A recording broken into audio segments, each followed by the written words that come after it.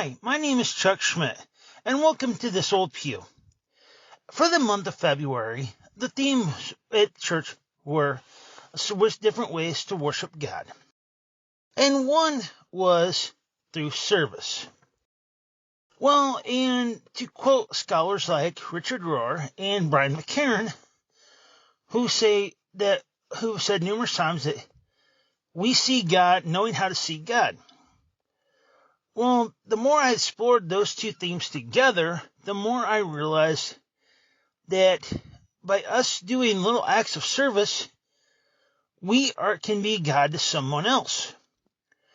And to put it simple, anytime we stop and help somebody jumpstart their car or truck in a parking lot, a total stranger, to them, we are a form of God.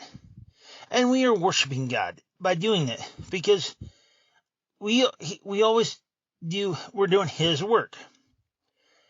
Over the holidays, I had a chance to experience worshiping God in a couple different ways. One, when I was in the hospital on Thanksgiving Day, I was talking to one of the nurses, and she said that every Thanksgiving Day, Christmas Eve and Christmas Day, she works a double shift, which means she works 16 hours straight. And when I asked her why she did that, she told me that she does it so that other nurses who have young families can have the day to spend with them. Her kids are grown and they do at a different time. To me, what better way of worshiping God than to do a selfless act like that? Not only did she put herself in for a long, grueling day at the hospital, but she gave other people a chance to celebrate the holiday. And then I remembered what a couple of the firefighters that I know told me once. They said that they do the same thing on Christmas Eve and Christmas Day. Now, these guys and gals that I know, I've both been on the Cedar Rapids Fire Department long enough that they should be getting the holidays off. But like they've all told me, they do it so that other firefighters with younger families can spend it with them. They work 48 hours straight so that other firefighters can have time with their families.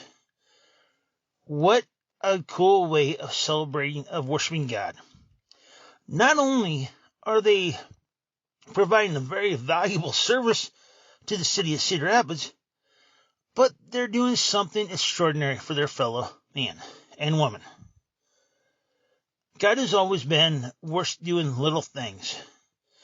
Jesus was never a flashy person. He did a lot of things behind little things. Well, all we have to do is do little things to worship Him. And as we're coming to spring, which is one of my favorite times of year, because I see God in nature. And by doing so, spring is one of the best times of the year for me, because I see the new birds out. The baby birds are hatching. The baby squirrels are beginning to play. The baby deer who are starting to run. All the new flowers and trees are becoming in full bloom. To me, that is a special time of year, because that means God is all around us. So as we take this time to think about ways we serve God and to worship Him, let us remember, we don't have to go to a church to worship God. We worship God every day by doing our simple acts of little things of being ourselves.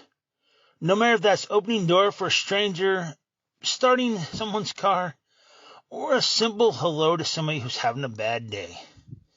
That is all part of worshiping God. And like Brian McCarran and Richard Rohr say, knowing how to see God, we never know when our little acts are going to be the act of God in someone's eyes. So I'd like to close with this little thought. Never think that some little act you do for someone isn't important, because it always matters. No matter how small it is, it may not matter at the time to you, but that little act can have a big impact on someone else. So until we meet again, here's to praising our good Lord. Amen.